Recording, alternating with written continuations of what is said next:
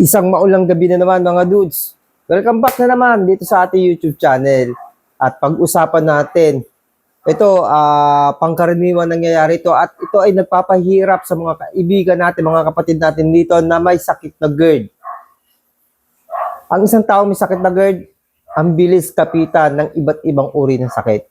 Ranas na ranas mo yan, kaibigan. Pare-pares tayo. At alam nyo ba ang dahilan?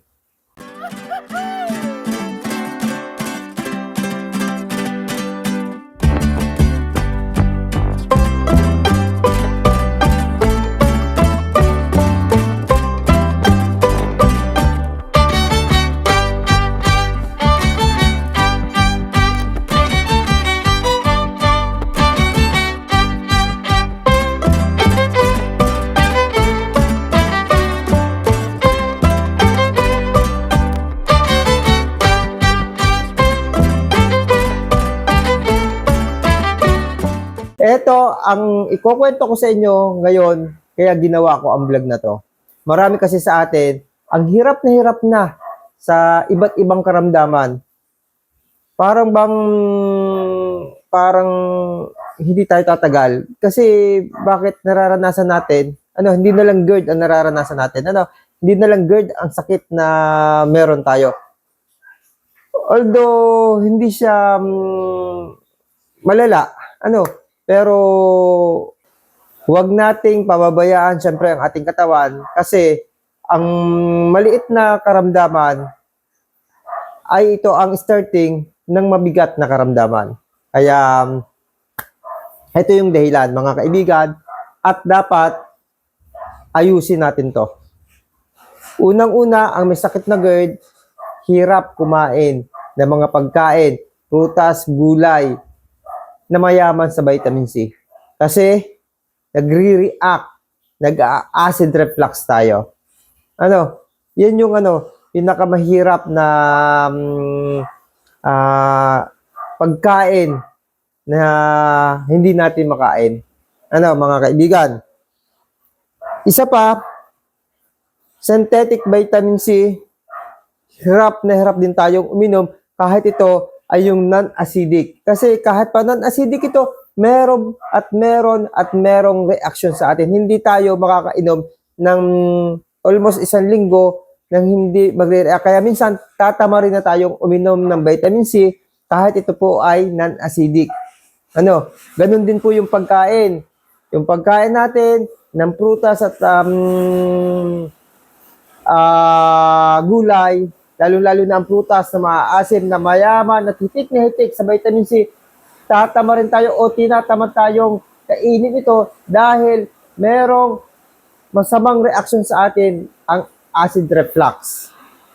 Alam naman natin na kapag nag-acid reflux ang isang tao na may GERD, nagtutuloy-tuloy talaga to at nagpapahirap ito sa atin. Ngayon, mga kaibigan, ito ang dapat natin gawin.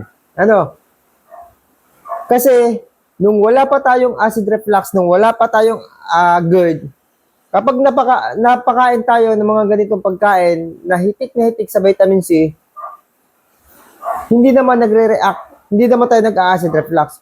O kung naparami ang kain natin, mag-acid reflux tayo, pero mabilis lang at kusa itong nawawala. Pero nung tayo nagkaroon ng GERD, talagang pinapahirapan tayo. Kaya nga, ayaw na natin gawin, ayaw natin kumain ng mga ganitong pagkain.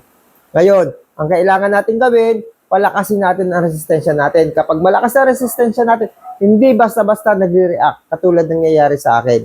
Pero, dahil may GERD tayo, kung sosobra tayo, at pananatiliin natin, laging ganun ang kakainin natin, magre-react pa rin po ito. Kailangan may pag-aaral po tayo sa ating katawan kung kailan natin dapat kainin ang may vitamin C, na mga pagkain, at kailan po natin dapat iwasan ito at muling palakasin ng ating resistensya nang sa ganun hindi ito mag-react sa atin.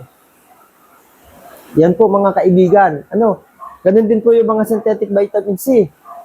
Dapat alam natin ang kondisyon ng katawan natin kung kailan. Kailangan po talaga malakas ang resistensya natin sa oras na ito ay kakainin at iinumin.